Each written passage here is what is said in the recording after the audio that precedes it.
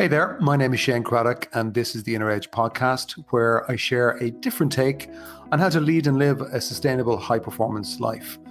Over the course of different episodes, I'm going to challenge the belief that tension, stress, and struggle are essential to success and creativity. My experience is that there's an easier way, there's a better way, and indeed there's an essential way that we need to explore for the times that we live in. So let's go ahead, let's jump in and explore.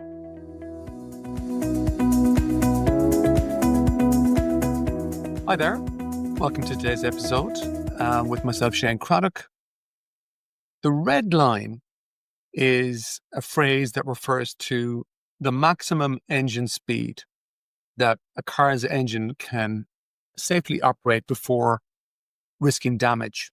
And so on most car dashboards, well, certainly perhaps non-electric dashboards, there's literally a section that's red on the tachometer, which is the gauge showing the engine's revolutions per minute, the RPMs.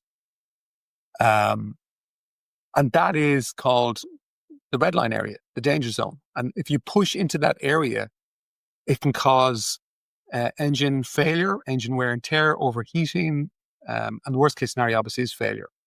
So when somebody says you're redlining, what they mean is you're running at or near your limit, probably physically, mentally, full throttle, no room to breathe almost, and potentially heading for burnout.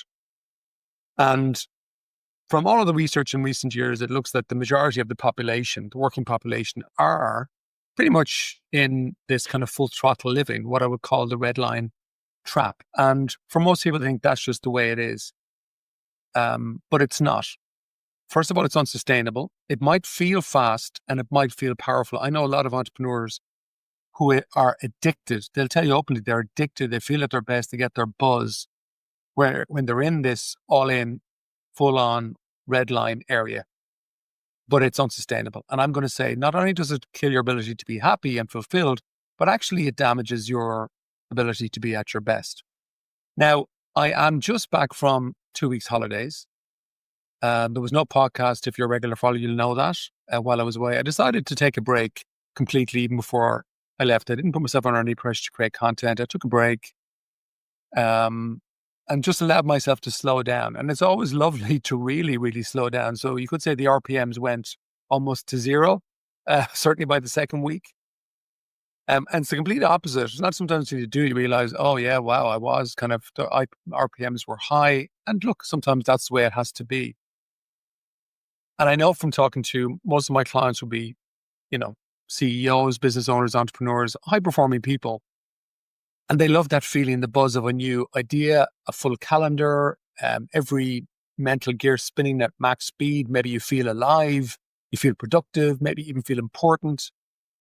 But there's a trap, there's a hidden trap. Because if you're, for most cars, the red line is kind of generally somewhere between 6,000 to 6,500 RPM. So if you're above that, let's just say running at 7,000 RPM all the time, you'll probably be stimulated, excited, and you'll probably even achieve quite a lot. But my guess is you won't be happy. And you'll be confused as to why you won't be, because you've achieved all the things and achieved your goals that you've been told by society will make you happy. And then you're thinking, why am I feeling that? And that can actually be very unpleasant to realize it. And you may not even realize it until the cost shows up. And that could be in poor health, when you burn out, mentally you're drained, maybe you get really down, maybe you're just miserable. And there's nothing worse, I think, than being successful and miserable. At least when you're miserable and unsuccessful, you still have this illusion that, oh, well, I'm successful, it'll be different. So you still have that delusion. So I think the point I'm trying to make today is that from what I can see in my own experience, you can't live continuously in the red line mode and expect to feel peace, clarity, or sustained joy. And it's not a recipe for high performance either. So just because you're excited, that's not going to equal fulfillment. And stimulation doesn't equate to inner success. Now, there is a time to perhaps be in that red line mode, but if that becomes your default, in my experience, you're going to lose more than you gain. Now, I think a lot of high performers, especially entrepreneurs and CEOs, associate their pace with their value. So they think, okay, if I increase the RPMs inside, I'm adding more value. I feel more worth. I'm going to create more momentum.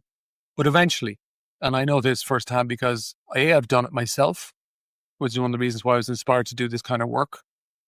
But also, I work with people all the time. This is the starting point with all of my clients, where you realize they come in and they say, look, I'm kind of stuck, and say, I'm kind of snappy, I'm anxious, I'm restless. What do I do? And the problem is that their inner engine is overheated. And the truth is that they're actually addicted to being busy. They're addicted to the rush. And they tell themselves that they're thriving, but they know inside something's off. And one of the giveaways is that even when they win something, it doesn't feel like a win anymore. And a client once said to me, I feel like I've built a machine that I can't slow down. Their business was growing, but so was his inner chaos. He wasn't sleeping well. He couldn't enjoy a weekend without feeling guilty because he felt he should work. He thought the answer was to be more in this hustle culture. The real fix, the real solution ultimately was a gear change, an inner gear change. One of the things that we did, apart from just increasing his awareness around what was going on, we focused on creating low RPM zones in his day. So it was deliberate, conscious space to slow the tachometer, the inner tachometer down, space to reset, to reconnect with that inner stillness, that inner calm, that inner clarity. Now, some clients just aren't open to it. It's just too much of a core belief often that they feel, no, I have to be at a high RPM to get the best out of myself and other people around me. And that can be then, they just shut the door to that possibility. But here's the interesting thing about that client who was open to it. Within weeks, he wasn't just happier and feeling more fulfilled. He told me that he was sharper, he was more strategic, and that he could see a shift in his team because he was different. Now, I think a useful analogy sometimes is to think about an F1 car. Now, to me, a human being ultimately is even more powerful than the best F1 car. But that power doesn't always get a chance to shine and come out, primarily sometimes because of a lack of awareness of how we work from the inside out. But if you drive, an F1 car, relentlessly at a high zone without any pit stops, you're going to have a problem. The timing and the management of an F1 car is really important. They do need pit stops. Elite machines in any sport would need a pit stop, even a human. So why do we treat ourselves differently? So before I get into some questions for you, I want to flag as well a couple of things. One is I'm going to let you know, to be the first to know, that I've just released on Audible a new audiobook called Inspire Me. Now, it's based pretty much on my book, Inspire Me. I've added in some extra comments because the book was written over 14 years ago as I'm releasing today's episode. So it's available on Audible. So if you're a member of Audible, you can use your credit to check it out. There's also a free sample you can check out before you buy. So check that out. And then the second thing is, if you are a fan of the audio format, why not consider joining me in my monthly audio club? Each episode is one episode released a month, 45 minutes to an hour. And you get to kind of hear me rattle on about topics in a deeper way where I add in more context. And as somebody said to me, it's a bit like having a conversation with me, but it's actually a fraction of the cost to work with me. And if you like the audio format, I'd encourage you to check it out, especially because we do a deep dive. You go deeper and it causes an opportunity for more change. So getting back to you, what about you? What RPM are you running at, really? And what's your belief about RPM? Do you believe you need to be at a high redline zone all the time? Do you ever actually truly switch off? Or is your foot always on the pedal? Are you always pushing? Do you allow yourself space to ease off the RPM? Maybe you can ask yourself, are you chasing stimulation because you fear slowing down? I know many entrepreneurs and high achievers are. Someone only said to me recently that they chase the stimulation of exciting projects because they think too much when they slow down. They're afraid of slowing down. And in that context, I wonder, what's your relationship with stillness or silence? Is it something that you encourage and cultivate, or is it something that you detest and are uncomfortable with, or maybe even afraid of?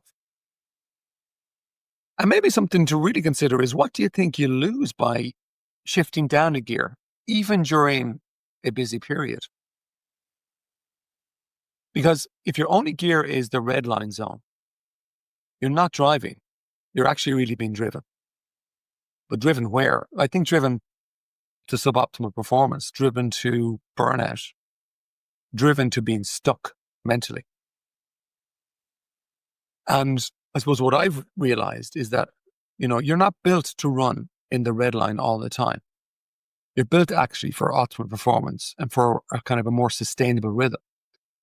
And when you master your inner gears and experiment with what I'm talking about, you actually start to realize the secret to reclaiming joy. And surely that's worth an experiment. That's it for this week. Good to be back. Ciao for now.